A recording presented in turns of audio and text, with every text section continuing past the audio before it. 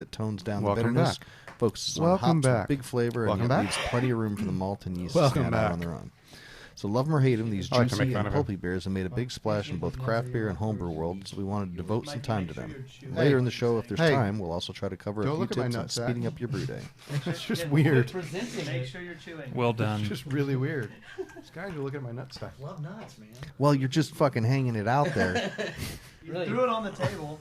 He was asking for it. I did toss it up on the table. Balls everywhere. There's nuts. Nuts. I did throw If my you're going to hang brain, now. don't complain when they love you for your mind. It's true.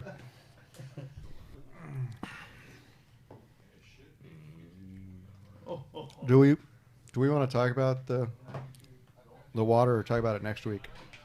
What water? Like brewing water? Any water. Dasani. Well, I don't know. We got a lot. The water test thing? I don't think we should talk about that until we get it back. Yeah, probably. You had the yeast results that you never got. Yeah, to. yeah, we can do that. Okay. Put my phone on do not disturb. I just didn't know if we wanted to tease it. You know, Y'all feel hey, we've free got to these. jump in. We've got these tests to see how it feels. See how it feels. Brandon wants to add comments about the current big beer biopsy. Dude, spoiler alert. About docking. What? About docking? No. We are. I mean, I don't know what that is. Brandon's extract taste. Hey, we are live, just FYI. Just, We are? yeah. No, y'all really got to start telling us when we're live. I mean, Hey, we are live. He said we're going live here in a second. I actually okay, said it that too. doesn't mean we're You live gotta now. pay attention. We are live.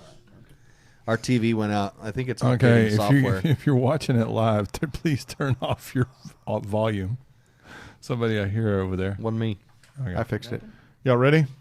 All right, ready? Rookie move, Mikey. I know.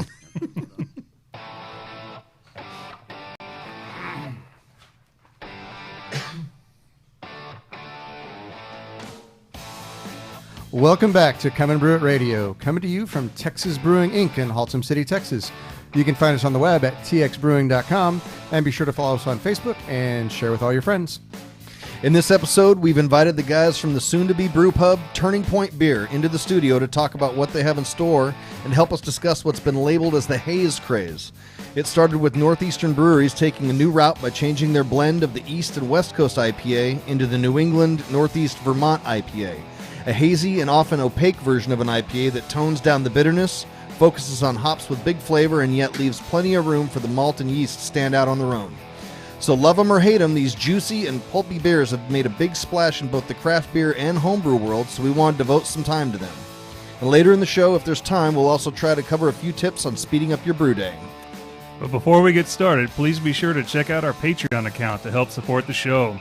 Every little bit counts, and if you visit patreon.com/Come and Brew It Radio, we have a variety of options for you to help keep the show going, get involved, and improve it. Thanks for listening. I'm Greg. I'm Brandon. And I'm Stubby. I'm Mikey B. Gentlemen. I'm Alex. I'm James. JP. I'm Josh. All Thanks for right. listening. Welcome in, guys. Away we go. I'd just like to say that I don't know if it's just me, but I feel a lot of love in the room tonight. It is A just lot. you. It's It just was you. definitely here a few minutes ago. What? Did you fart? No, I'm just glad. I'm just glad not to be in Las Vegas or some shit ass town that thinks get to sit here and drink beer tonight instead. What? What? You like to drink beer? Yes, I do like to drink beer, Right. but not in Las Vegas. Yeah, there's not a whole lot of breweries there. I'll tell you what. If you want to know what the post-apocalyptic, post-buyout days of craft beer are going to be like, go to Las Vegas. Everything Yeah, looks like yeah. a craft beer bar. It looks like you've got good selection, and you don't. You just have all this corporate crap. Well, you that would has- think you would get. That's always frustrating when I go out there. I think is you would think that since they're so close to California. I mean, for God's sake, you're what 90 miles from Los Angeles. You know. No, it's not 90 miles. No. Oh, I thought it It's a was. few 4 hours, 4 or 5 hours. 4 hours. Few hours. Okay, well, 4 hours. That just depends on how fast you drive. I mean, there's nothing on that road. I'm just No, they saying. patrol the 15 now. Once Sam Kinison died. It was over with, huh? No, there's a couple good spots out there. There's a great place called Tacos and Beer out by the convention center that has a true craft menu. But other than that, man, everywhere you go, it's St. Did you- Archer IPA. what's the one, and, There's one downtown. Aces and Caps or something like that. There's Big Dog Brewery, I think. Sin City Brewery. There's a couple good breweries out there, yeah. I went, the Yard House actually was near my hotel and had some good, Okay. good. I think there's one called Big Bang that had a couple real nice coffee pale ale and some stuff like that. It was real awesome. nice, but you got to look for it. Your They're point- really trying to shove all that corporate stuff. Yeah, is that down the here. corporate Yeah, things out there yeah. real strong, right? Hey, See, Brandon dude. missed on that last week. Yeah. He's got something he wanted to say. Yeah, about yeah, it, I was, so because- I can guarantee it. Yeah. Hey, one of the things though, I would say this is one of the things that's great about Las Vegas that has changed. At least you can get Sierra Nevada Pale Ale in most of the casinos at the table. True. So Yeah. That's quite nice. instead of just the big three stuff. So Yeah, Anyway, yeah. I digress. Yeah, no, I wasn't here last week for the talk about the big corporate buyout, but I've listened to interviews or some news about it, the Wicked Weed thing, and what's ironic to me and what really stands out, if you want to really know what this is all about now, is you got Wicked Weed in 1 week, and then a couple days later you find out that Lagunitas partnered the second half of their brewery with Heineken. So now they're 100% partnered, air quotes, with Heineken. And so, the first part of the week you got Wicked Weed and you got the guys giving that same old line of bullshit that you hear from every brewery now, which is, it's not going to beer, guys. We just have more money to work with, and we're going to be able to get into markets that we weren't going to be able to get into before, and everything's going to be the same. And then over the past couple of years, we've watched places like Goose Island and Ballast Point, and places like that they all say that, and then shortly afterwards, all the brewers leave, and everybody's everything out. changes. And sure enough, 2 days later, here's Lagunitas, who less than a year ago, I think, was saying, this is just going to help us go worldwide. We're going to partner with Heineken and have all this money behind it. No, it was just all about selling out. So you hear him in one breath say one thing, and now you just realize it's just bullshit. It's all bullshit. Right. Well, And- didn't the brewer leave like 2 days later from Wicked Weed? No, I think that was actually an seller, older yeah. story that was brought back up. Like he had left a month or two before. Okay. But yeah. He knew it was in the Yeah, works. knowledge. I'm sure. So- Yeah, yeah. I'm sure he knew it was in the works. And you know what? Lagunitas knew when they started that deal that it wasn't going to be a 50% buyout, that it was going to be 100% at some point. The Big Beer is hoping that everybody forgets that we get all mad at first and we get all worked up, and then a year or two later we don't care because now Sculpin is $14.99 a six pack instead of $16.99 a six pack. Savings. Shit, Man. So It hasn't gone down in price. At That's all. for damn Yeah. sure. Yeah. yeah. And then we've got this thing going on in Texas right now where they're trying to pass this bill, and they tried to do this in Florida a year or two ago too, and it got shot down where breweries out of their tap room, anything that they sell to the tap room, they have to technically on paper sell it to a distributor who then sells it back to them. The beer never actually leaves the building. They're basically just paying a tax to the distributor. Dock And bump. that's all. And, Yeah, dock so you got Carbach down in Houston coming out, hey, everybody needs to be against this. And it's like, man, it's the guys that own you or that are behind all this crap. What are you talking about? Exactly. Right. So, I don't know. I'm calling bullshit on all of it. I really took the stance for a while, like I can't fault anybody for selling their business and making money and that kind of thing, where now I'm kind of like, okay, if that's what you want to do, I understand. You worked your ass off to build your business up. But don't give you want me to a bunch cash in of on it, that's bullshit. fine. But when you do it, you're trading our support. You're trading for money. You're just walking away with, you are literally the definition of the word sellout. And don't get mad when people get mad at you. I mean, look what they did at Wicked Weed. Yeah. Everybody completely Everybody pulled out of their ditched, yeah. fest and everything. I thought that was kind of cool. So Yeah. that's my Praise rant be on to that. Yeah. Good Yeah. job, guys. Not that I would turn down a giant ball of money. Who would, really? perhaps, I but mean- I also wouldn't get offended when everybody flipped Stubby me said off, he so. would. Man, if I guess from my standpoint, when I, how much I work and how little I get paid, and looking at it from a small business standpoint, hell, I was in there fixing toilets today after owning a business for 6 years, and I'm still doing crap like that. Literally. Literally, yeah. Yeah, and I'm Actually, making figuratively, it. but, I mean, my job before I ever did this, or before I started owning small businesses, I was making double the amount of money 10 years ago. So it's a labor of love. But sometimes I think some of these guys go, wow, they see that big paycheck and they just gotta bite, man. I mean, it's the best. It's maybe the best thing for them and their family, whether it's. Well, yeah, and a lot of people don't realize the kind of sacrifices and the gamble that you take to open up a business. Mm-hmm. You're really betting on possibly going completely broke. A lot of people do go completely broke and all that. So the chance comes to sell it out. I don't fault anybody for doing that, but don't act like we still got to be your friend. That's all. Because we keep hearing the same story now, and it's obviously, I think it's language written into the contract. Well, in the media, you have to say this because it's all the same line of It's, bullshit. exactly the same It's- line. There's no variation on it. They say the exact same thing. Well, As do all their bought media outlets. Yeah. well, that's one of the things that I just kind of was. I went into the gas station the other day, and I thought it was real interesting. And I went to the beer cooler, and there was a big advertisement from Budweiser that said, "Not a hobby." Yes. Budweiser, not a hobby. Boy, And you created the storm on Facebook with that. My God. so I put that on Facebook. I was just like, I'm just going to leave this here. And man, it just went bonkers. It got man. out of people, hand a people, little bit, people yeah. were like just going. I mean, we had to calm down some people. And Well, I noticed release yesterday there was like 126 comments, and today there was 98. So it looked like you had to moderate a few people on that one. I think. Well, sometimes people, man, they just get kind of out of control, and Yeah, they they do. start they resort to name calling, and I think most people really agree upon the same point, but they just are really passionate about this thing, and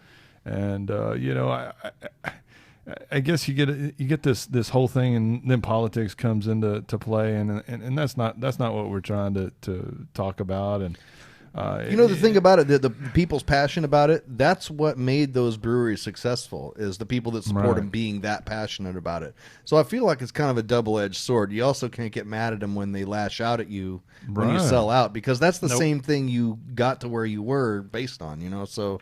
Well, and I think that's kind of, if you think it from a craft beer standpoint, if they're your local homebrew place or your local craft beer brewery in your neighborhood or whatnot, and then you've watched them grow, and you go to their tours every Wednesday, and then all of a sudden you feel like, I've been supporting this brewery forever, and then Right. oh wow, there's that knife right in my back, Right. and I think that's kind of what people feel like sometimes. Well, So- and you're supporting them because they're swimming upstream Yeah, against exactly. a very, very powerful small group of entities that have a lot of money that lobby for legislation that is completely unfair and really holds down these small businesses, and then they persevere anyway because of the support of the people, and then those people go, those guys aren't so bad. Look at all the money they have, and boom, they're Right. gone. So Right. yeah. Anyway, that's my rant on it. You just had it. You just Yeah, he had to have it. I had to. Put I your had two to. cents in. Before we go though, Turning Point guys, do you guys have anything you'd want to add to this conversation? I had you can, a question. You can. How do y'all feel about Oscar Blues and their financial situation? Because it's a little bit different, but not. It's not completely different, but it's definitely not the same as AB InBev stuff. Well, so. see, I think that's a more ideal scenario personally. That's a lot more of people in the industry that have the right intentions, that benefited from this type of support we're talking about, teaming up together. And I would be very surprised if I heard about that group lobbying for the type of legislation that's going on right now. I think that they're probably the other way around. That I would like to see, because you need somebody with some teeth out there. You need some successful people that have got some money and some influence and that kind of thing that are on the right side of the argument. And that's probably the future of where we're going to see things go, because you can only grow to a certain point, and then something's got to happen. And it's going to be one of two things, I think. So I'd like to see more of that personally. Oh yeah. It's kind of the same as New Belgium as well. I mean, Mm-hmm. instead of selling out, they put all their money into like employee stock options and employee-owned profits, and that's getting big, being successful, and Well, doing that by Dogfish Head yourself. did And that giving too, back, didn't they? at Absolutely. least Yeah, giving giving back, back to yeah. the people Staying that help in. you get there. So Those I people completely love support working that. there. Yeah, They absolutely. love working there. yeah, but treated New really Belgium's well. not big enough though. And They actually just announced that they're splitting their head brewer is going to open a new thing. Well, I think it was their Peter- sour no, guy, Peter- right? Peter Yeah, it's this- Burkhardt. Burkhardt. Yeah, he's Peter the sour Burkhardt's guy. leaving. That's the guy that's over Bottled Lauren and barrel. Eric, right? Right. Yeah. Yeah. And he's the guy that was the he originally was at Rodenbach, I believe. Oh wow. Yeah, Yeah. from Belgium. So anyway, That's just So time, from one time controversial subject on to the next one that's a constant source. If you want to talk about trolls and angry people on the internet. We're here with the guys from Turning Point, who I guess you're. I was looking we're over. trolls. We had a couple more. Brandon. Only in We had a appearance. couple more. Oh, did we have a couple more spots to hit? Yeah. we're Oh, gonna my do bad. My the- bad. The yeast. Yeah. So Oh, we yes. did the Yeah. cell count. Yeah. So I thought we were saving that for the second half. well, we can. we can. No, that's no problem. Go ahead. Way to break the stride. Oh my God. Yeah, we just like totally like you made a great transition, and we just like Yeah, well, Well, that screwed up. was Stubby, not me. Not me at all. it can't all be Soundgarden. Oh, Aw. too soon. And Do we have to pour a little bit I out? swear to God, dude, it was Courtney Love. I do swear we to God. do we have to pour some on the? Yeah, so for those of you who are listening to this on the podcast, we're doing this on the day we found out Chris Cornell died, and I, for one, am very sad about that. Yeah, because you had tickets for next Friday. I had tickets for next Friday, yes. So did I, and yeah, Yeah, Mikey and I were going to go tear it up. God. Soundgarden was going to be talking about us after the show. that's right. It's gonna be.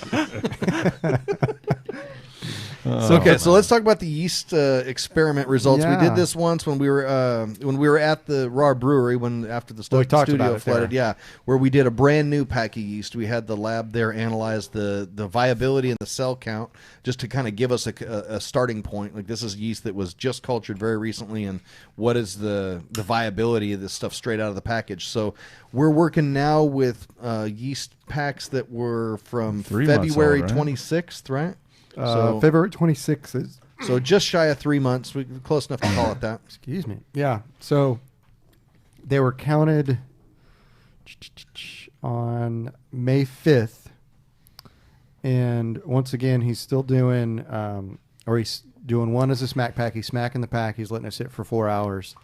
And then he's opening one directly and counting both of them. So the one that he used this activated the smack pack. And he also notes that 13 ml of the nutrient was not released from the packet. Do we know how many milliliters are in there to start with? That's a good question. That's a very good question. That's I gotta think that's close to half. I don't think there's very You know, much in that I'll pack. send him an email and ask him Okay. about what he estimates on the full pack. Well, he'll know because he probably has some. Is that Nick still doing? Yes, it's Nick. Nick's my favorite. And we had. He was so fun to have on the show. He was great. 123.9 billion cells with a viability of 98.98%. That's Wow. a 3-month-old 3-month-old pack of yeast. Now, the one where he just pulled it out of the fridge, opened it, and counted, we've got. Actually, let me look at that. He's got 90 ml there and 112 ml. So yeah, probably about half of that nutrient pack, I would guess. Oh, okay. You're talking about total And volume actually, of liquid. Okay. Let me go back. Let's not Yeah, figure with it out on the with air. nutrient it's 116. No math. Okay. With nutrient was 116. So So maybe what, a third of the pack then, probably? yeah. Yeah. Okay. So without the nutrient, he counted 107.1 billion cells and 99.37% viable. So this is just really blowing my mind that the yeast is still that viable. The cell count was down then. It's I didn't down. notice that part. Yeah, and Yeah, he's it's down, but But not it's still that much. above what they tell you is going to be in well, there. and the interesting thing is he's saying that the cells in the pack that didn't have the nutrient looked very similar to the pack that did. Yeah, So well, the that means last time he said that with the nutrient, they looked healthier. They looked healthier Yeah. for 2 months. Now it looks like the cells themselves are looking a little less healthy. So the bottom As they line, age. usable information from that so far is that if you're buying a pack of yeast out of the shop here that's 2 or 3 months old, you're getting You're still pretty much exactly- a brand new package of Well, yeast. and I was talking to Nick about this, and I think what we ought to do as well is rather than just 1056 that damn well that's getting turned over weekly, maybe a less popular strain. I was and thinking kinda maybe a see- lager strain or something. and kind of Yeah. see how those actually compare in comparison to something that that's their biggest seller. They're Sure. turning that over like nobody's business. So it makes me wonder. I'd like to do this experiment again, and he was totally on board with that. So I mean, I was talking earlier. I'd like to do this over a full year. Just Yeah. let's count and let's do a year-old pack and see what it looks like. See, I really expected that the viability would be a lot higher. Did we plug this into Mr. Malty and see what it said? Not yet. Let's do that at the break, and we'll come back and talk and about that, because that's what I expected to find, was that there'd be a lot more yeast in there than we think there is, and that's fine. I'd rather it was that way. Well, I think that the initial pack, when we first got it in, Mr. Malty said it was already down to like 89 or something 89% like that, if I remember right. Yeah. viable is what it's estimating. And we knew that brand new pack with the nutrient is 99.7. Here's something you have to take into consideration too, and this isn't, I'm not just trying to pump ourselves up here at Texas Brewing, but one of the things that we do that some of the other retailers are not able to do is buy directly from the manufacturer. So a lot of times people that buy liquid yeast, they have to buy through their distributor. So that yeast actually makes 2 trips, right? So it may get hot once, and then it goes to their distributor, and it sits in the distributor's cooler, and then it makes its way here. So I think that's one thing that you gotta look at too, is these guys are actually overshooting what they probably are actually giving you. Yeah. And the reason being is it's kind of like if you're packaging something and you say it's got 1 ounce in there, well, it better have 1 ounce or more. Right? Yeah. It better not have less. Well, some things more is just as bad as less. Right. If you're needing an exact measurement, something like this, more is better. It's okay to overkill is the rule. Yeah. So we'll come back after the break, talk about what Mr. Malty said, and how you can apply that information. Again, we're not trying to make any blanket statements or definitive statements from this information. It's just kind of something to kind of help you understand what you're buying. Well, and that's just a small sample of one particular strain too. Right. Right. I know this for a fact that's a real healthy, real viable, strain that's always pretty good, hearty strain, whereas some of the other ones are maybe a little more finicky. Yeah. There. So let's get to the turning point, guys. Here, thanks for coming in the studio. We You got guys 4 are of you sitting here so tonight. quietly and nicely waiting. We're very polite. Is it our turn? Yeah. It's very rare that Is it our turn? we get 4 people in. It's nice to have That the, or the this whole quiet. group here. There's a lot of While us. drinking. For a package deal. So you're opening up a brew pub in hopefully by the end of the year here in Bedford. For Bedford, those of you right. not familiar with the area, that's dead center between, well, close enough. It's right between Dallas and Fort Worth, in the middle of what we call the Metroplex and the mid-cities. Mid-cities, yeah. So when you say brew pub, are you talking about traditional brew pub, like restaurant brew pub, or Initially, that was the plan, but financial constraints kind of took that away. Plus, all 4 of us, as great as home cooks we are, none of us are chefs by any means. So we kind of dialed it back and focused on what we're all good at. And so it's kind of a production facility, but we want to be able to do to-go consumption sales. So it's a brew pub license. And the laws around here kind of vary from city to city, as far as some cities will require that a large portion of your sales are from food. You pretty much have to have a restaurant there if you're going to do it. And others are a little bit more lax on it. You'll have some food there, maybe snacks and that kind of thing. Yeah, but food truck is kind of what we're thinking right now. Just kind of anytime we're open, have that there and accessible. And you'll be able to do growler fills too, right? Yes, sir. Yeah. Growler fills, crowler, whatever we decide we want to do with that. That's great. That's great. Did you get this from a brewery? It's got a short fill. I don't know where that came from. I'm going to be honest. It was in my fridge. So with all of that, though, I mean, but you guys are still going to be really specific to one vision to start, right? The northeastern influence. That's something that James and I have been focusing on now for about a year and a half, and a style that we completely fell in love with. And so we've been kind of honing that in and trying to dial in exactly what makes these things what they are. Right. And we haven't drank a lot from the Northeast, but not as much as we'd ever. It's hard to want get that. But yeah, absolutely. But we drank enough to dissect it to where we think it should be, and so we've been dialing that in. And yeah, that's kind of our main deal is the New England IPAs, and then we're also going to do some stouts and sours, stuff like that. Just fun stuff that we like. I remember to the sour thing. Before, Yeah, I was when looking y'all were at starting, I don't know a if few it was months back. your Facebook page or a website or something I was looking at. So you're going to have a Flanders Red and a barrel-aged stout that was a big barrel-aged stout, if I remember right. Wasn't it 13% or something like that? Or did I read that wrong? Or yeah, so it's called Release the Croizen, and it's Nice. it's varied a little bit. The barrel that we're using is a Balcones barrel, and we've done it turned it over twice now. So the first one was around like 12.5, 13%. This one's not quite as boozy, but me personally, I think it's a lot more complex. It melds a lot better with the actual base beer. So it's probably around 11, 11.5. When you get into that 12, 13% range, that becomes a flavor in and of itself that it can kind of be tough to keep from stepping on some of the other stuff in the beer. So yeah, I absolutely. Can see how we don't want to backing do off that. some, Like we like, more bang for your buck as much as the next person, but yeah, we want to make sure that's still drinkable and not hot, and that's not cool. Yeah, one of the things we experienced with the first time we used the barrel was that there was still some whiskey left in there, and so when we put the stout on top of it, it really just took a lot of that whiskey flavor. So when we tried it the first time, we're like, this is too much. Like, we want you guys to enjoy a beer, not a whiskey with a little beer in it. And so, do you think you may end up having to blend future versions of it? Not future versions. No, okay. We did. Yeah, the we first did batch cut. was We blended. did cut the first batch because it was so incredibly strong. But this batch so far, from what we've tasted, is much better. Sorry, we're passing headphones around the table and stuff here. We've got more people than we have equipment tonight. So, Well, I can run some more headphones. so let's dive into this.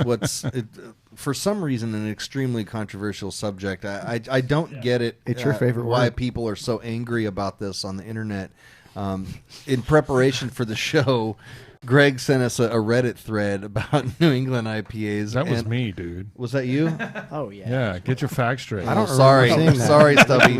You did a really good Usual job of fact emailing sender. that. Actually, I put two different things. But man, in it there, really devolved It was into name calling and really angry people talking to each other. And these are people who love the style, and they're getting mad at each other about What it should be. constitutes it. In my research, when we've done previous discussions on this, well, the one thing I found is that there doesn't seem to be any real definition for New England IPA, East Coast IPA, for what exactly causes the haze, whether it should have lactose or lots of oats or yeast in suspension, or if it's the water chemistry or The yeast, there's- specific hops. Yeah, right, exactly. So, talk a little bit about the approach y'all are taking to this to get what it is that you want as a result. absolutely. So the biggest deal to me that the first time I tried one was the mouthfeel that I got out of it. It was really smooth, really creamy. I kind of got some lactose in there, but I don't really like the idea of Perfect. There you adding that to every single beer. With these English style yeasts that most people are using, they're already pretty low attenuators. So Right, yeah. adding any more unfermentable sugar to the beer, that doesn't make me happy, and that doesn't make the yeast happy, and the beer gets wordy and sweet and really unpleasant. So that was a lot of dialing in, and we pretty much, unless we're doing like a milkshake IPA, which we brought today, we're not putting any lactose Okay. in the beer. That's a no-no. I don't like that. But yeah, as far as the haze goes, I don't like the idea of yeast in suspension either. Okay. That's horrible shelf life. We're already adding so much hops to all these beers that the shelf life isn't great already with that. It dies off fairly quickly. Probably one of the advantages to the brewpub model is that you're in control of how the beer Absolutely. is being handled and served. And turned over quickly because Yeah. it's smaller batches. What size brew house are you working on? So we're going to be working with a 10-barrel, 2-vessel system, and all 20-barrel fermenters. Oh, nice. So, you mentioned yeast in suspension, which is an interesting one for me because by the time I got to try Heady Topper, which is kind of the quintessential example of what people are talking about with like a Vermont or New England IPA. By the time I got to try it, I had heard so many things about it. So many people that loved it, so many people that hated it, all that. The first time I tried it, I just drank it out of a can around a campfire. Yes, I sir. thought, I really like this. I think it's a great beer. Yeah. And then I've gotten my hands on a couple more since then, and I've found that I like it more if it's sitting in my fridge and I pour it nice and delicately and I don't get all that sorry, yeast Zach. suspension and that kind of thing. So you don't believe in the yeast. To an extent. To I an think, extent, Yeah. I there's yeast in there. It's a less flocculent yeast sometimes, right? So Yeah. you end up with kind of a little bit of a haze, but not like you shook your keg, right? Yeah, I think a really big part of it is this the hop oil matrix, as some people are ridiculously calling it. Doing some dry hopping towards the end of active fermentation and all these polyphenols clinging on to all these positive charged proteins. That's going to give you haze. I mean, that's pretty Right. much the basis of chill haze. And that's haze. That's Yes. not milky or cloudy. nasty. Really, it's Yeah. it truly is hazy. I mean, some of these I've seen, man, they look like you just pulled it off your damn stir plate. Yeah. It looks like a starter. And, that's gross. But if you man. try to build a starter with it a lot of times, like ours at least, it's not going to be viable enough cells. Let's pour some of your beer so we can kind of talk about it while we're. Absolutely. So this first one we have here, it's a white pale ale, 6.2%. Is this what I was drinking before that we had the little? Yes. Yes, Yes, sir. sir. Yes, sir. That's I what got to this tell is? you, this is outstanding. You don't have to call him sir. It's okay. Yeah, anything but a sir. No, you may not. So this is Brian.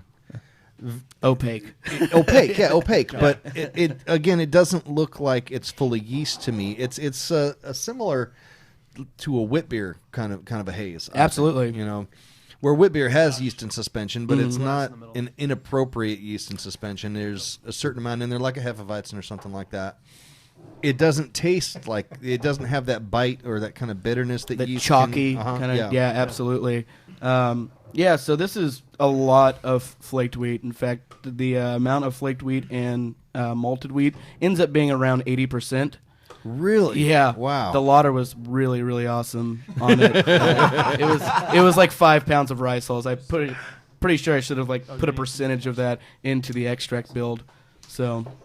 Right. So this is would you consider this style? I mean, Belgian IPA or Belgian Well, you said pale wit ale, beer, right? or- Yeah, so it's a white pale ale essentially. Okay. So Okay. as far as BJCP goes, it's not really on Right, closer to a white right. IPA. I mean, it's 6.2%, but Okay. I think the bitterness to it leans itself more towards a pale ale. It's a little I bit more agree that refreshing. the hop profile is much more in line with a pale ale than Well, an and see, IPA. that's one of the things that I'm not a big fan of white IPAs, and the reason Neither being am is I. because I don't like that phenolic character fighting with that bitterness of the hops. To me, I just cannot get into it.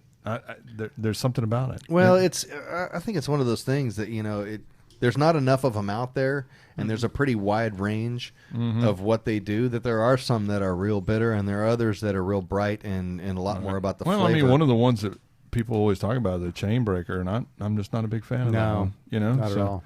Well, Love and that same beer. thing. Which you one know, is that? That's New Deschutes. Belgium, or Belgium? Deschutes. Deschutes. Okay. See, I like that beer a lot. Yeah. Personally. Me too. Yeah. He And- likes it and- so much he knows who makes it.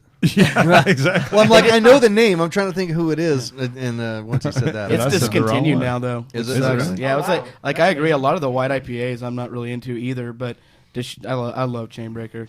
Yeah, and Love, like def- Belgian pale ales even, or IPAs, Yeah, I'm not a fan of the Belgian pales. or Belgian IPAs. Yeah, IPAs is the ones I have a hard time with. The Belgian IPAs. well, I think the phenolics from the yeast can kind of fight with the bitterness from the hops on those, Right. and it's an odd combination. And that's a wide term, Belgian yeast. Right. There's all kinds of different flavors and you get from different Belgian yeast strains. And I think that's one of those things people a lot of times with small breweries, they go, "Oh, we're going to make a Belgian IPA or a Belgian pale or whatever," and they just go, "This is our first shot at it. We're just going to run with it. We're going to make 10 yeah. barrels of it, and boom, here it is." Rather than doing some research and really hone in that particular style. And Well, I and think that's- that's a big problem with small breweries. That's something I can tell from this beer right here is that this was dialed in. You've spent a lot of time getting this exactly where you want it. I can tell because the hop flavor in it is very well thought out. I think that I don't know that I can pick out one single hop in it. And you really just brewed it. This is the first time you ever brewed This is the it? first time For we that- ever brewed for that it. one. Is it really? Yeah. You're kidding me, really? That's the first time we Oh, ever brewed really? it. Well, so All right. in your defense, though, when we your were credibility just dropped. Yeah, twice. Once with Fooled Chainbreaker, him. once Yes. with this, right? Every once in a while, you get lightning in a bottle, right? in your defense, though, we did spend a lot of time to develop our base recipe for our beer that we call an extra pulp. Okay. We spent over a year researching, trying again. We're fortunate enough Josh trades with some people up in Boston, so he was able to bring in some Treehouse, some Trillium, some Bissell brothers, and we try that stuff because he's kind enough to share. But we get to try that stuff so we can say, okay, this is what we're looking for. This is what we're trying to do. What do we know about beer? How do we know that we can break this down so that we can work on it? And we tried several different recipes. We tried different hop additions, when to put them in, all the different things that you can think of trying. We've tried till we got to the point where we're like, all right, we're very confident with this. And from there, we do spin-offs like a white pale ale Okay. that's brewed Okay. that style. So, you So it's a kinda- tweak of a basic concept that you've gotten where you want it to be. Essentially, yes. Yeah. Okay. Okay. With a ridiculous amount of adjuncts. Yeah. yeah. That one specifically. Yeah. I thought adjuncts were bad. You got to remember too, these guys have been coming into the shop for how many years now? Because almost every week, Almost twice, 5 it years. seems like they came in and bought so many supplies to try so Right. many different things. So Well, we were number 2 on the list there for a while, weren't yeah, we? we were Yeah, you beating were. Fritz Rahr on money spent at Stubby. So. And That's we been didn't a- buy equipment from you guys. That's materials. It's been a moment of pride for you guys for a long time. Hey, are we still number 1? Are we still are we number 2 now? Oh, are we still number 2? No, that's just me dialing in my budget. Yeah, these microphones, all this. Right Yeah, here. you paid for them. So let's talk a little bit about the hop schedule, because I think that's a big part of this group of styles of IPAs. I hear of some of them where they're only putting late hop additions in. They're not even Whirlpool doing a hops, bittering right? addition. All of the hops going at the end. So what's your philosophy on your hop additions that you've dialed in? Yeah, we played around with that a lot, and we taking very diligent notes on where we thought the beer was going. We did it to the point where we were doing like hop bursting and first word hopping and all Right. sorts of crazy stuff that really didn't make sense, but we got to figure out what's going to make this happen. And we kind of dialed it in to where I think the beer's a lot less balanced whenever it's just Whirlpool edition, just Absolutely. dry hopping. I don't think That makes sense. It's not a full beer at that point. And I've So had- you don't feel like you have any bitterness at all, or it's just kind of thin, or I mean, Yeah, I mean, no, it's really sweet, like overly sweet, and It seems like it would be hard to get many IBUs in there without just pouring an ungodly amount of hops in, Yeah. because you have such a short time Shaking to his head over summarize there. it. Oh yeah. Yeah. Oh, yeah. Yeah. No, it's now I read this study that if you're not doing a whole lot of late edition hopping, your Whirlpool edition or like your 5-minute and in editions increase by like 30%.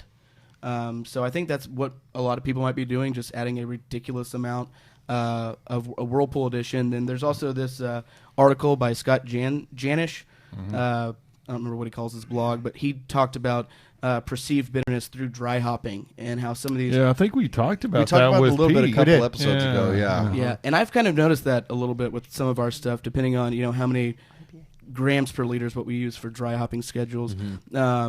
The increase in that versus the increase of perceived bitterness on a beer like Extra Pulp that we brew all the time, and I totally believe it. I think there's a big difference between even 1 or 2 grams per liter more than what we Right. did the last time, and so that was a lot of dialing that into. Well, and it's important that you're to note you're talking about perceived bitterness too, and not actual IBU. I summarize it off acids. Well, Yeah. in even in my like classes and stuff, I still teach it. Hey, you don't really get any bitterness from a flavoring, or I mean, a dry hop and stuff of that. Or, and I guess for simplicity's sake, it's really easier just to say that, Yeah. than to really getting in all the chemistry. Well, but it's not perceived bitterness Yeah. versus real bitterness, and I guess the easiest way that I would explain it to beginners is a lot of times, I think you nailed it right on the head, Brandon. Is that it's perceived bitterness too. Because you're getting a lot of the complicated aroma a concept too. to explain to people that you're teaching a class to. Right. Especially That's such an beginners. advanced concept, I think. That Mm-hmm. I mean, they talk about that. I went to the CBC back in Portland in 2015, and oh yeah, name drop.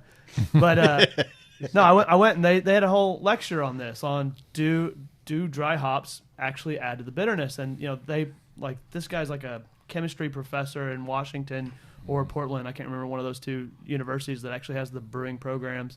And he talks about just all how the dry hopping isomerizes or doesn't isomerize and all that stuff. So, I mean, it is a very broad concept that they're still doing the research on yeah. and really trying to develop and make sure, hey, are we teaching this right? Because when I walked away from that thing, I didn't feel like I knew anything new or not. It was just kind of like, hey, we're talking about it. We're thinking about Just it. that there might be some Here's information stuff out that there we might be don't out know yet. there. Yeah. It's kind of working here. It's kind of not working here. Yeah, and I think that's kind of some of the things that I've actually experienced in my own homebrewing experiences.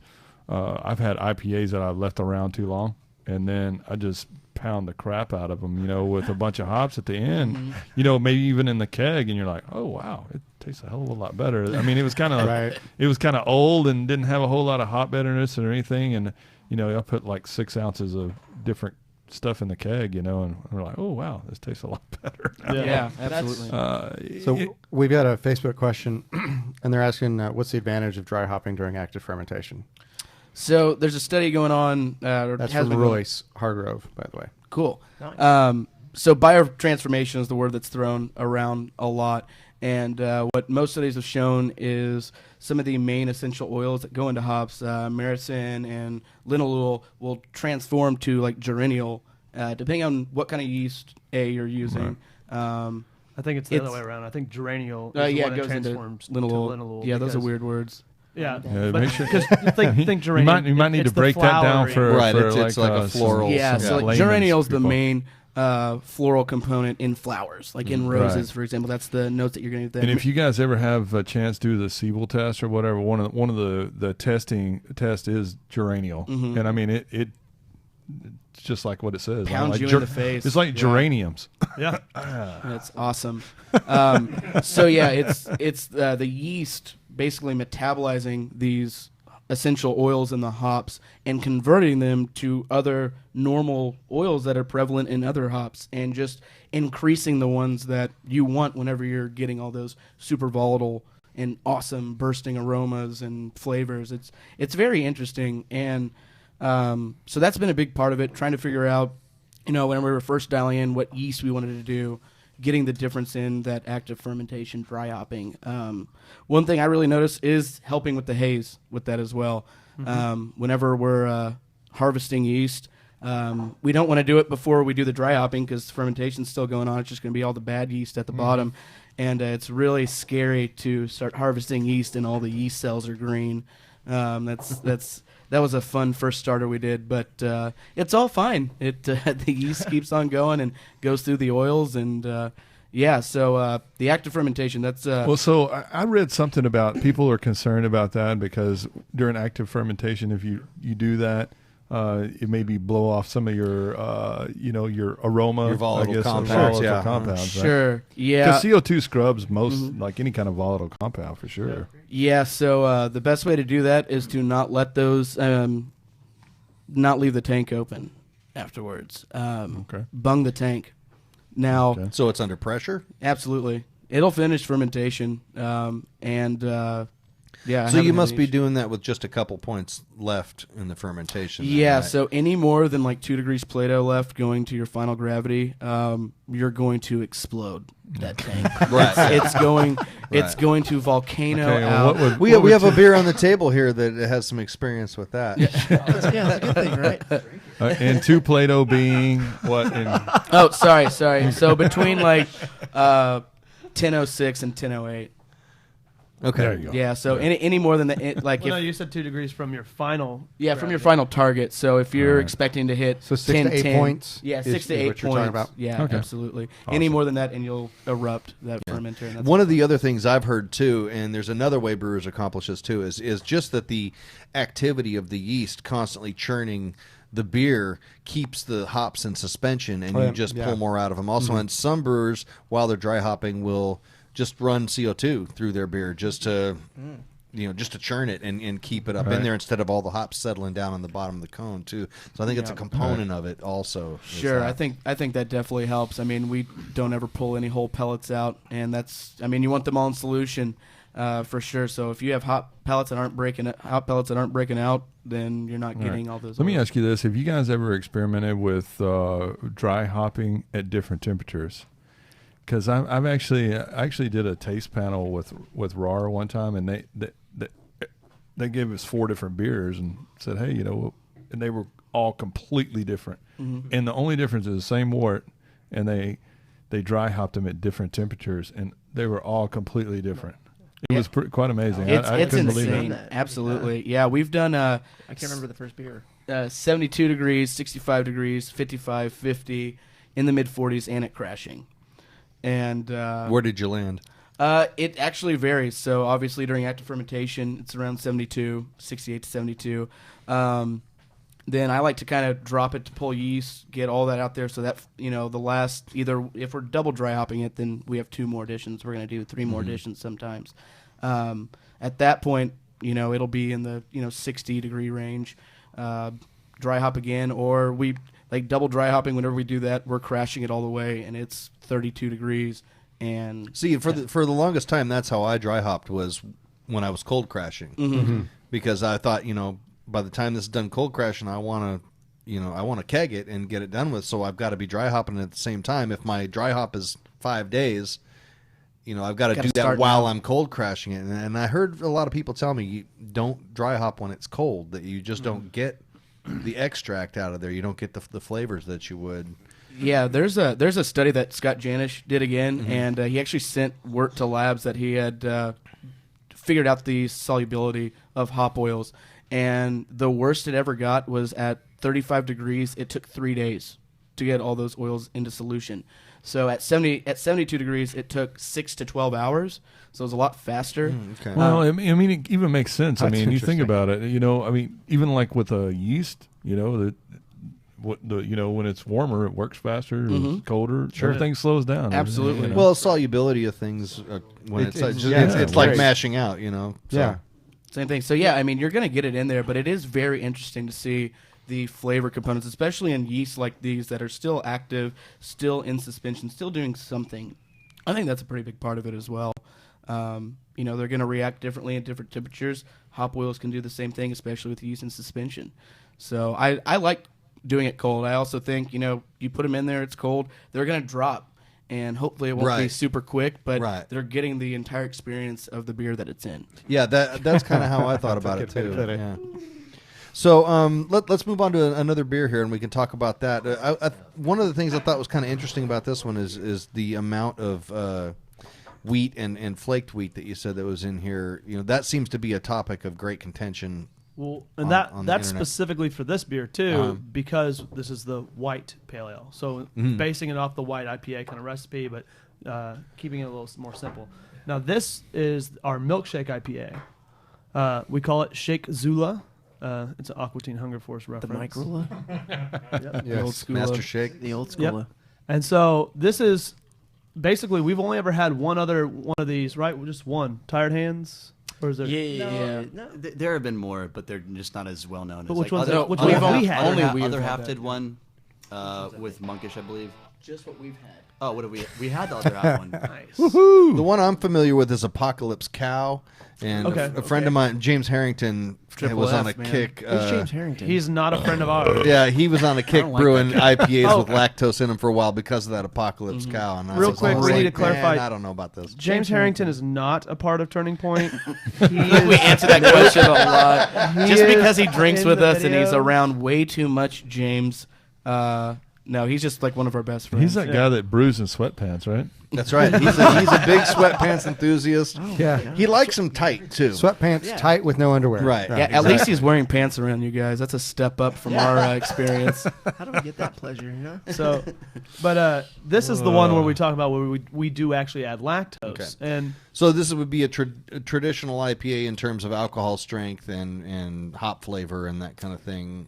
No, it's still pretty. It's still pretty New The Englandish. new but I mean, traditional New England, yeah. yeah. That's what I'm talking about. That whole 8-year-old. It's not style. imperial.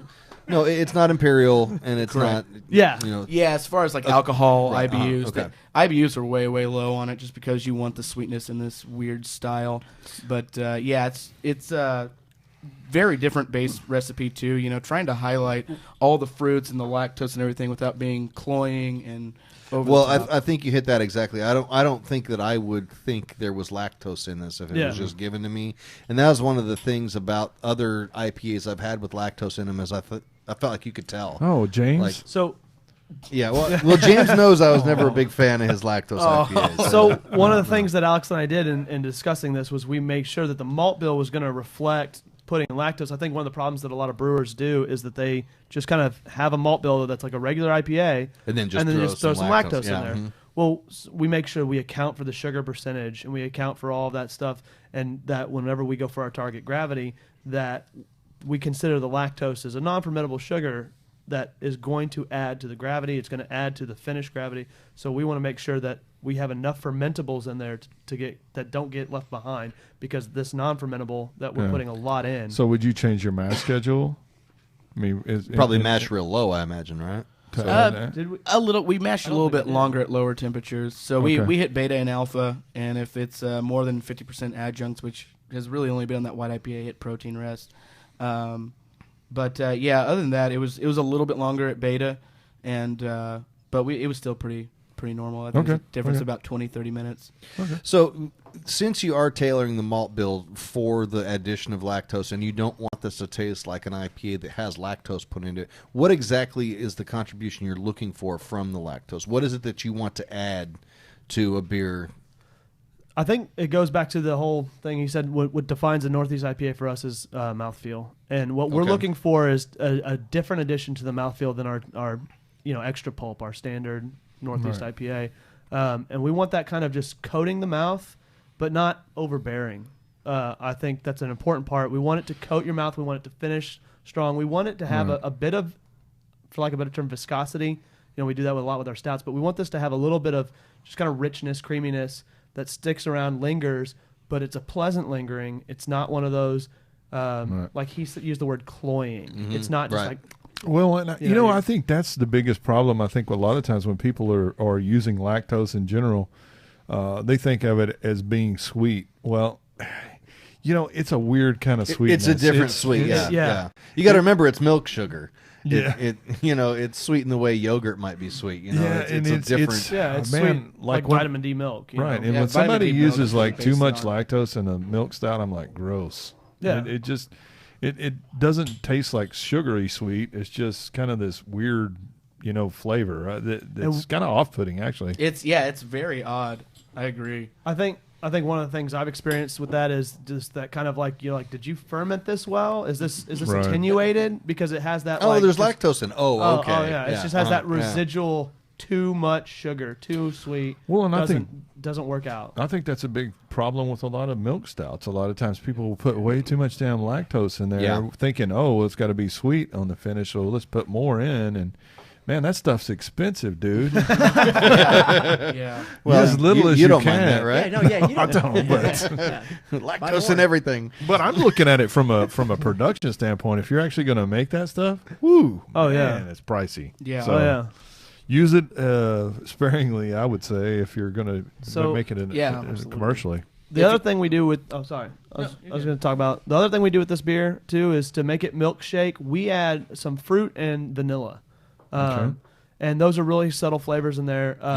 Very subtle. You're right. I get the vanilla though. Now that you said that. Now that you say it, but I wouldn't have said. I think there's vanilla in this beer. And one of the things we go for is really balancing out our flavors. We don't want one thing to just be overpowering. So with this one though, we did apricot. We did puree. We put it in there, and we want it to kind of work well with the hops that we use. I remember when Al came in and brought that. Yeah. It's strange. You can know what we're doing based off everything we buy at Texas Brewing. No secrets. No, we can know what you're buying, not what you're doing. So all we have to do is true. go back through your history and go, they're making that milkshake thing. Yeah.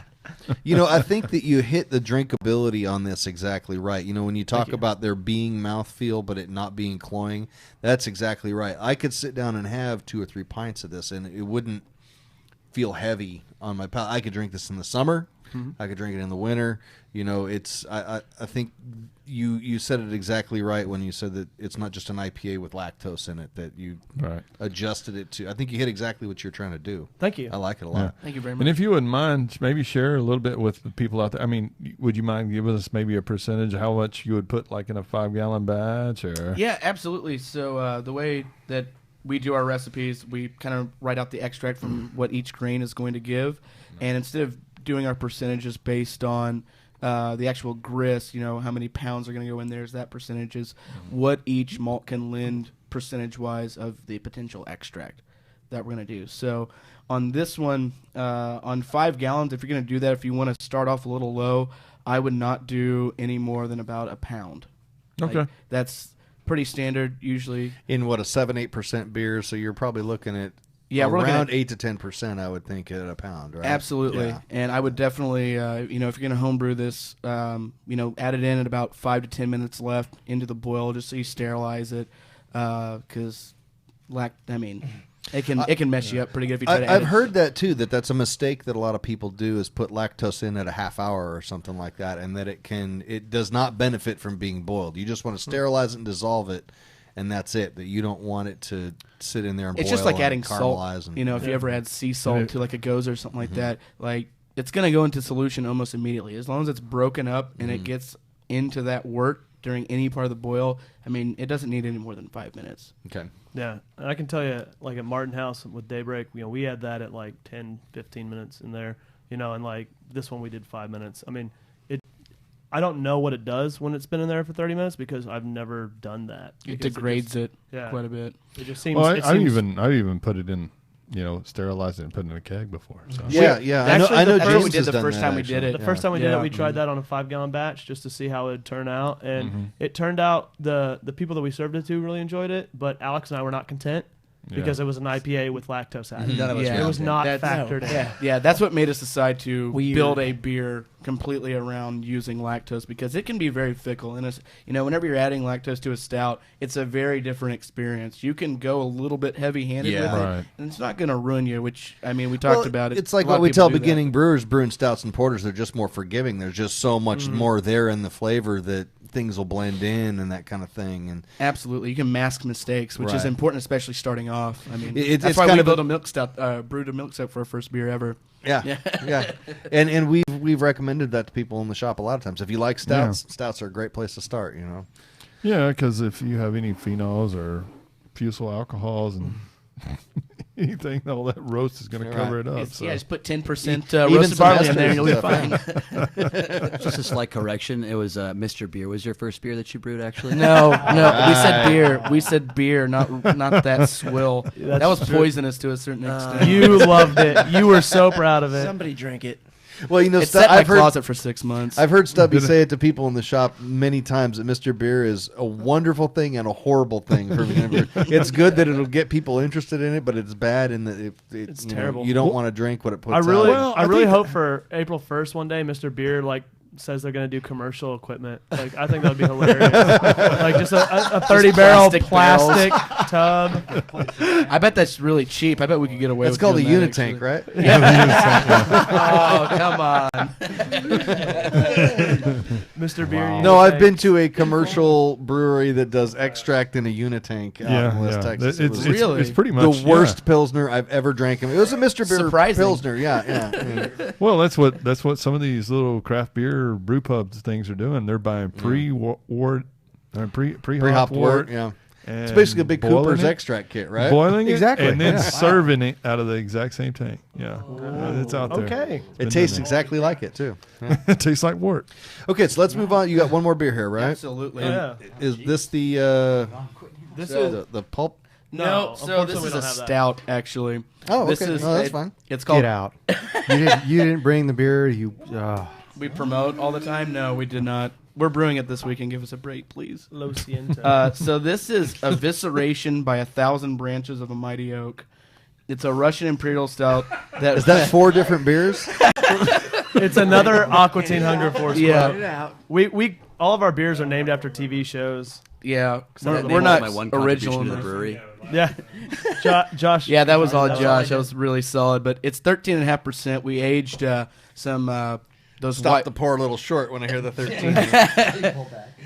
Yeah, we aged the honeycomb white oak spiral deal That you in guys there. sell right over there. Yeah, hey, you can get them right over Yeah, there. I've used those. $6. Yeah, I used those on that beer we did with Martin House. That yeah. saison with Chardonnay must in it. Yeah. Yeah, Cool. that's what I White used. Swan, was it the White Swan barrel packs? Yes. That's what Yeah. they are, Actually, mine was the red oak, but same honeycomb Yes. one. Yeah. Okay, so you have lactose in this too, right? No, sir. No. So, No, it's Okay. 13%, Yeah. dude. so yeah, we became really. I always loved stouts. It's what got me into craft beer initially. But as you start, kind of diving into IPAs, and for me, Carafa. For me, Pilsners were a big deal for a long time, especially craft ones, and kind of got away from stouts. and then started hearing about this brewery up in Iowa called Toppling Goliath. And me and Josh kind of went and traveled a lot of the Midwest area. And We went through the entire Midwest. Yeah, we were there. We were pretty much Kinda. there. Did you say They Iowa? were bored. Iowa, Decorah, Iowa, yeah, Toppling Goliath. And we actually, it was a really funny story. We were out there. We were staying with some friends in Chicago, and it's about 4 hours. 5 hours from Chicago. No, don't know anybody for like 500 miles from this place. And we met the owner, Clark Louie, at Toppling Goliath. We stayed at his house because we were too drunk to drive back to Chicago. You guys called me that night. Yes. Guess where we're at? We had no very cell excited. reception, though, It was because it's probably out in the like, middle of nowhere. hey, guess where we're at? That's what It was sounded all like. through text, and all the And text. my challenge was for them. I was like, as you guys go on this road trip, if you guys run into a guy that looks like Patrick Swayze, take a picture because that's bound to happen. And I thought that's why in a lot of they roadhouses. called me, so I answered. And I was like, oh, they're just drunk. But found no, Swayze. Then they told me that amazing story, and I was like, oh.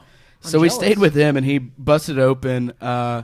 It was Morning Delight, which is like their maple syrup stout, and I had never had a stout like it before. And I've tried to brew beers before with maple syrup, and it always turned out garbage. I've And had it them was both terrible. ways. Yeah, it's tough. Yeah. It's tough Maple's to a get- strong flavor, and it's tough. Or it ferments Or out it's so not, quickly. yeah. It's Well, like, and that's a been lot our of- biggest issue. A lot of them will use the fenugreek. Yeah, the seeds. fenugreek, yeah. the to- extract stuff. It's actually a spice, yeah. It's a spice that mimics maple syrup. So Yeah, a lot so of the like maple the syrup fake- beers. Yeah. Well, a They're lot of not the maple fake, syrup. a lot of the fake, like the Yeah. fake maple syrup that is down. made with Yeah, fenugreek. it's fenugreek. Okay. Yeah. So they use that as they- corn syrup and Yeah. fenugreek. Toppling Yeah, Goliath exactly. doesn't do that. He actually owns a whole lot of maple wood trees, and they were harvesting the sap and boiling it down, Right. and then it's amazing. It was one of the best beers I've Wow. ever had. He Yeah, also, too bad we don't have those here. yeah, it's kind of tough to do, and it's very expensive. But that's been one that we've really been trying to do and trying to dial in stout recipes, and we really like this. Like one thing that really came to mind there is again the mouthfeel, how insanely different it is without being cloying. It's still fermented Yeah, out, yeah. overly sweet, and that's we do a lot of stouts because we like drinking them, and we like the higher alcohol. it Man, helps. I've known you for a long time. I never would have guessed you like drinking beer. But this has been one of our favorites recently, and whenever we go to a full scale production with this beer, we're gonna age it in virgin oak barrels. Oh, just really? A little bit different. Instead of doing When we get there. Charred or just virgin like oak, new American oak? Yes, Really? sir. That's interesting. I think it gives a lot of like coconut vanilla notes. vanilla. Yeah, I get a lot Yeah, of vanilla out of absolutely. it. And that's what I pick out of this, and I think it's just very interesting, especially combined with the style of a Russian Imperial Stout with a lot of perceived bitterness to a certain extent, but it's 13.5%, so you can only get so far with that. But Well, and the common flaw is the soy sauce in a Yeah. Russian Imperial, Oh, and yeah. there's not even close in this one. No. Thank you. It's real drinkable. It's definitely you definitely get the alcohol and it's warming. You can feel it. Like this is sitting beside a fire drinking it. Yeah. beer. yeah, not 90 Or degrees really outside like of a May. cigar. Yeah. Yeah, it's enjoyable to It's an inside beer. to a fault. You know? Yeah, that's exactly right. Yeah. I would Yeah. agree. Yeah. You're gonna like us too much. We're sorry. Yeah, I had to put it down. I was like, oh yeah, I forgot about that. Well, I'm not driving. so far, everything that you have brought us here, I cannot wait to be able to get it commercially. I think you've done a really good job with everything that we've tasted. Thanks, Thank man. you. Thank I- you very much. You know, these type of beers, like we talked about it, how controversial they are, and I don't like the idea of a beer with a ton of yeast and suspension. And you see Yeah. some, I haven't tried Trillium. I've seen a picture of it, and I think I don't know how it looks like that without having yeast and suspension. So It's but I don't know. You I've did- never you tried did it. forget you know? something though, Brandon. What's that? You were going to call their beer moist. Oh, that's right, Austin. Yes, Oh yes. man, I did Yeah, forget yeah, that. you did, yeah. Austin said that'd be funny if you said, "Man, that beer's so moist," instead of saying juicy. Brandon does not like the term juicy. I don't, partially because there's no real definition for it. Every time I think of it, I just think of like the pants. the that pants. on the Exactly. butt. Yeah, exactly. And Yeah. I'm just like, that's not our demographic. I feel like when people, at all. I thought we people were first- gonna make those like turning point Turning Point juicy. Ju- Pulp series. Juicy pulp. Yeah. Juicy. Every time I see those That's a pants, good idea. when they have juicy, Commander Tube tops, dude. Yeah, for Turning dudes. point For tube dudes. tops. Yeah, For dudes, yeah. dude tops. We're gonna do Those should say dude moist. We're gonna Those get should say moist on the moist on butt. them. Yeah. I mean, yeah. it's just me. That's Is it just me, or every time you see those girls with the sweatpants that says "juicy" across the butt, I just think, did they just shart or Yeah, what? like, they need to go wipe their ass or something. I always assume that every woman has just sharted. That's just a policy of mine. Especially in the beer industry. You say that's play. pretty common. Well, that keeps your marriage intact, I'm sure. Right. But yeah, we use it more as a descriptor. My wife was like, "What's wrong, honey?" I'm like, "You know." You know. Don't act like you don't know. All right, guys, we're gonna take a quick break, and then we're gonna come back. We're gonna talk about some of the other things with New England IPAs, and then how to speed up your brew day. All right. We'll be right back. Bye.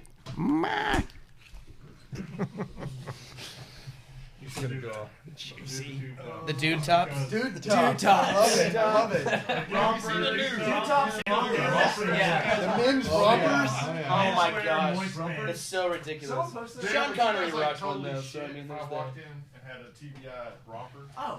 I fully expect to see Ice Cold wearing a denim. Oh, that's romper with happening. the legs That cut is off. happening. Oh, did you see the denim pants with the zip off legs? No. Oh my God.